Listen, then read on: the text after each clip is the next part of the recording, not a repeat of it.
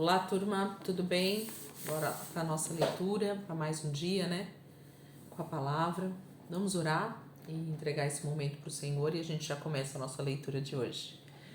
Jesus, muito obrigada, Pai, por esse dia, muito obrigado por esse início de semana. Hoje já é terça-feira e nós sabemos que durante toda essa semana, Pai, o Senhor tem muito a nos ensinar, há muito, Senhor, a ministrar nas nossas vidas. Nós somos gratos por cada dia que o Senhor tem nos fortalecido, nos edificado, trazido ainda mais entendimento para nós na Tua palavra, Senhor. Muito obrigado, Jesus, por aquilo que o Senhor está fazendo na minha vida, Senhor, na vida dos meus irmãos que aqui estão comigo. Obrigada, Jesus, eu te louvo e te agradeço em nome de Jesus. Amém, queridos? Vamos lá? Nós estamos dentro do livro de Provérbios, né? Salomão já está no poder. É a primeira fase da sua vida ali, né, diante do Senhor, com aquele pedido maravilhoso que ele fez, que era ter sabedoria, né? Então o Senhor concedeu para ele, diz que ele seria o homem mais sábio que já existiu em toda a terra. E nós então temos os conselhos dele registrados aqui para nós dentro do livro de Provérbios. E esses foram os que sobraram, na verdade, né, que conseguiram ser encontrados, porque a palavra fala que ele teve muito mais provérbios escritos, muitos outros hinos, cânticos, né, de louvor, então, e que não foram talvez encontrados e se perderam ao longo dos tempos, né? Vamos lá, então hoje a gente vai para o segundo dia, né, semana 24, dia 2, Provérbios do 7 até o 9, 7, 8 e 9. Vamos lá, Provérbios capítulo 7, diz assim: Meu filho, siga os meus conselhos e grave na memória as minhas instruções. Obedeça aos meus mandamentos e você viverá feliz. Guarde os meus ensinamentos como a menina dos seus olhos. Amarre-os aos seus dedos, grave-os firmemente no seu coração. Diga à sabedoria: você é minha irmã. Ame o entendimento como a um parente muito chegado. Assim, eles não deixarão você ser envergonhado pela mulher imoral e pela prostituta com suas palavras sedutoras. Certo dia, eu estava observando da janela de minha casa e vi um jovem sem juízo, sem a menor noção do que é certo e errado. Ele vinha pela rua junto à casa de certa mulher, andando de lá para cá, próximo da casa dela. Era ao anoitecer, as sombras da noite se aproximavam, crescia a escuridão. A mulher saiu para se encontrar com ele. Ela era bem ousada e com muita malícia tentou provocar o jovem com suas roupas de prostituta.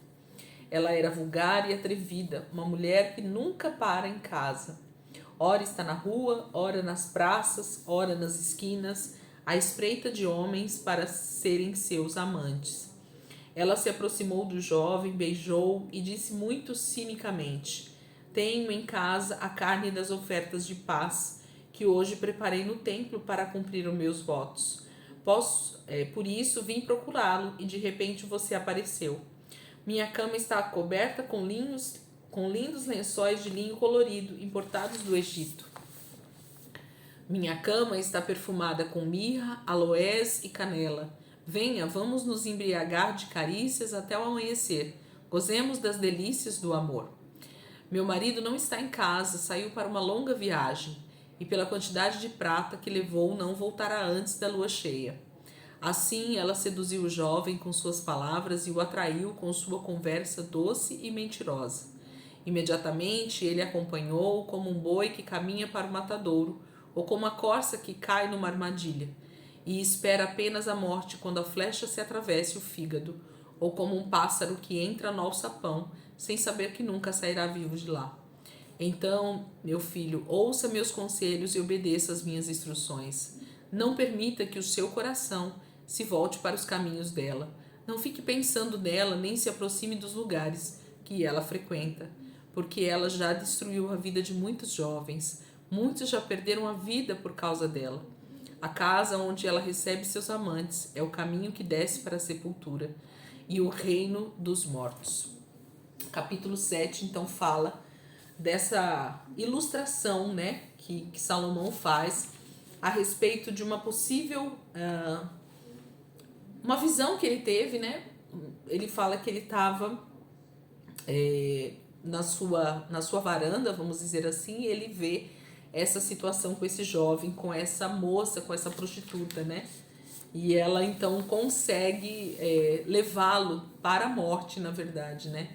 E eu quero dizer para vocês que, ainda que eu acredite que tenha, sim, um lado muito natural nessa história, e que Salomão possa ter visto, sim, um jovem sendo seduzido por uma prostituta, eu acredito muito mais nas questões espirituais nesse livro, né? Nós estamos com um livro onde a palavra é totalmente voltada para as questões espirituais. A Bíblia é isso, né?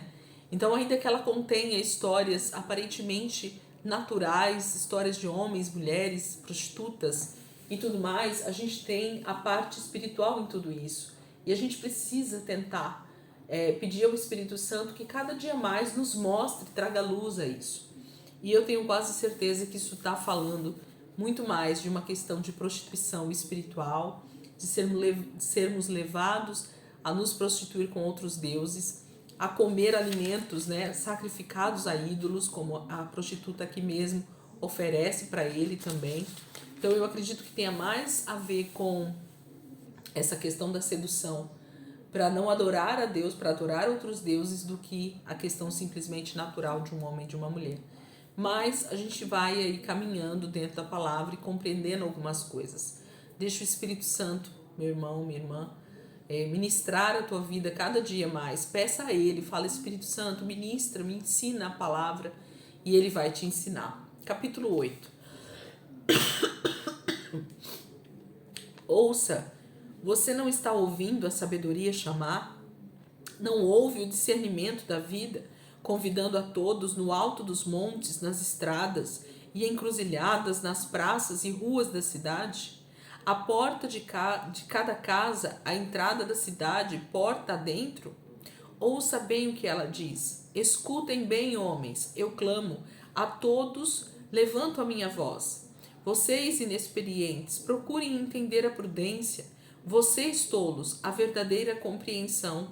Ouçam, porque os meus conselhos são valiosos e muito importantes, e todos eles são verdadeiros e justos. Sim, eu lhes anunciarei a verdade, porque eu detesto a mentira e a maldade. Todos os meus conselhos são justos, não há neles a menor mentira ou maldade. Aqueles que têm discernimento entendem minhas palavras e percebem que elas são absolutamente certas. Prefiram a minha instrução à prata e o meu conhecimento ao ouro mais puro, pois a sabedoria vale mais do que pedras preciosas. Você pode imaginar qualquer tipo de riqueza, mas isso não pode se comparar com o valor da sabedoria. Eu sou a sabedoria e o meu companheiro é o bom senso. Tenho o conhecimento que vem com os conselhos. Temer o Senhor significa odiar o mal. Por isso, eu, a sabedoria, odeio o orgulho e a arrogância, o mau caminho e todo tipo de falar perverso. O conselho e a verdadeira sabedoria me pertencem. Eu possuo entendimento e a verdadeira força. E é por meu intermédio que os reis governam e os juízes julgam com justiça. Sim, por meio de mim governam os nobres, todos os juízes da terra. Amo todos os que me amam. Quem me procura sempre me encontra. Eu possuo riquezas e honra, prosperidade e justiça sem fim. O que eu ofereço vale mais que o ouro, do que ouro puro. O que ofereço é mais precioso do que a prata fina. Meus caminhos são retos, são caminhos de justiça. E quem me ama recebe muitas riquezas. Encherei os cofres de quem me segue. Eu estava junto com o Senhor quando Ele criou o universo. Já existia antes da criação do mundo, antes das suas obras mais antigas. Fui formado desde a eternidade, desde o princípio do tempo, antes de existir a terra. Eu já existia quando ainda não havia abismos, antes da criação das fontes e nascentes de água. Antes de serem formadas as grandes montanhas e as colinas, eu já existia. O Senhor ainda não havia criado a terra, os campos e planícies, nem mesmo o pó da terra, e eu já existia. Eu estava junto dele quando criou o céu e traçou a linha do horizonte sobre a superfície do abismo. Quando formou as nuvens para a chuva em cima e estabeleceu as fontes do abismo, quando criou os limites do mar para que as águas não desobedecessem a sua ordem, quando colocou os alicerces da terra, eu estava junto com o Senhor e fui o seu arquiteto. Nós éramos uma constante alegria um para o outro, e eu tinha grande prazer com o mundo que ele criou e a humanidade que morava nele. Por isso, meus filhos, ouçam-me, felizes são aqueles que guardam os meus caminhos. Ouçam os meus conselhos e serão sábios, não os desprezem. Quem me ouve e obedece, quem procura viver sempre ao meu lado, esse será muito feliz. Porque todo aquele que me acha a vida e recebe a aprovação do Senhor. Mas quem me rejeita faz um grande mal a si mesmo. Todos os que me odeiam amam a morte. Eu amo esses textos, gente, de Provérbios. Como eu amo esses textos de Provérbios, porque Salomão está sendo tão inspirado pelo Espírito Santo, tão cheio da presença de Deus, que ele está falando sobre o próprio Cristo, né? Como essa sabedoria, como esse conhecimento de Deus, como esse arquiteto que fez toda a terra e tudo que nele há, né? Não há outro senão a própria Trindade trabalhando ali, né, na fundação do mundo, e ele é a própria sabedoria. O nosso Senhor é a sabedoria que estava com Deus e que fez tudo que nós vemos hoje. Então, quando nós olhamos para a palavra e obedecemos aos conselhos do Senhor, quando nós obedecemos ao conselho que o Senhor nos dá na sua palavra, nós somos considerados sábios, porque nós vamos colocar em prática aquilo que o nosso Pai tem nos ensinado. É isso que Salomão está dizendo. Capítulo 9. A sabedoria construiu sua grande casa sobre 7 colinas e preparou uma grande festa com bastante carne e vinho. Enviou suas servas para saírem pelas ruas da cidade, levando o convite desde o ponto mais alto da cidade, clamando: venham à minha casa as pessoas sem compreensão da vida. Aos que não têm entendimento diz: venham e comam do meu banquete e bebam do vinho que preparei. Deixem para trás a insensatez e vocês viverão de verdade. Venham andar pelo caminho do entendimento. Se você tentar corrigir uma pessoa debochada, acabará sendo ofendido e odiado. Se você tentar corrigir uma pessoa perversa, estará prejudicando o seu próprio nome. Por isso, não repreenda o zombador, para que ele não o odeie. Repreenda o sábio, e ele o amará.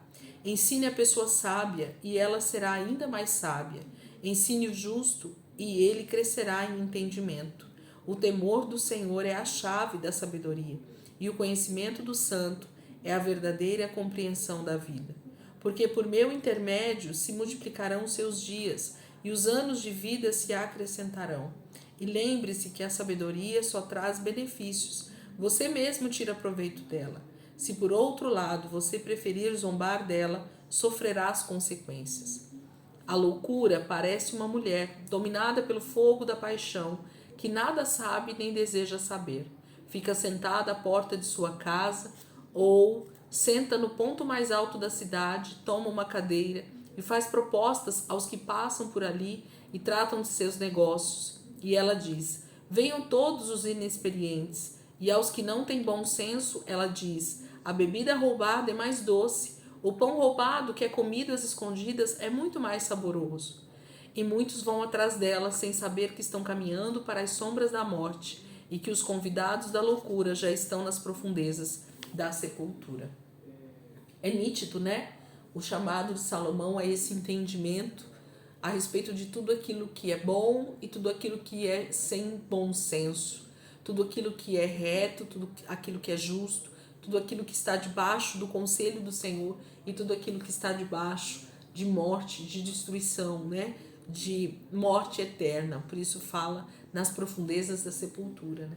Então, a gente precisa olhar para cada um desses versículos e ver que o Senhor está chamando. Quando ele fala no versículo 1 que ele construiu a sua grande casa sobre 7 colinas, existe uma teologia que fala, né, sobre esses 7 montes, que eles falam sobre economia, sobre várias questões, né, cultura, artes, né, várias questões. A gente precisa, inclusive, olhar com mais calma esses textos e realmente buscar no Senhor se realmente Deus não tem colocado sabedoria sobre essas áreas de governo na terra e que infelizmente nós entregamos de mão beijada para o diabo, né? Então Deus muitas vezes requer de nós um posicionamento de sabedoria, de busca de sabedoria, para que nós possamos sim, onde quer que nós estejamos, se nós estamos atuando na área da cultura, se nós estamos atuando na área da educação, se nós estamos atuando na área, sei lá, do governo, ou em que área for, que o Senhor possa nos dar sabedoria que vem dele, que o Senhor possa nos dar sabedoria que vem do alto. Esses são os conselhos de Salomão para todas as áreas da nossa vida, né? E o livro de Provérbios, realmente ele vai ter conselho para tudo. Para tudo esse livro tem conselho. Você quer ser uma pessoa sábia, você precisa meditar muito mais no livro de Provérbios do que simplesmente uma leitura como a gente está fazendo. Que você possa desejar se aprofundar mais nesses textos, ler pelo menos umas 2 ou 3 vezes por ano o livro de Provérbios, ou ter o hábito de meditar em 2, 3 versículos todos os dias, durante todo o ano, sabe? Está sempre buscando, porque esse livro ele realmente tem muito a nos ensinar como filhos de Deus, como homens e mulheres que desejam a sabedoria que vem do Senhor. Amém, queridos? Amanhã a gente vai continuar, durante toda essa semana, né? A gente vai estar dentro de Provérbios e só segunda-feira que a gente volta a ler sobre o reinado de Salomão. Amém, queridos? Deus abençoe. Ótima terça-feira para todo mundo aí. Se Deus quiser, amanhã a gente está aqui de volta para continuar a nossa leitura em nome de Jesus.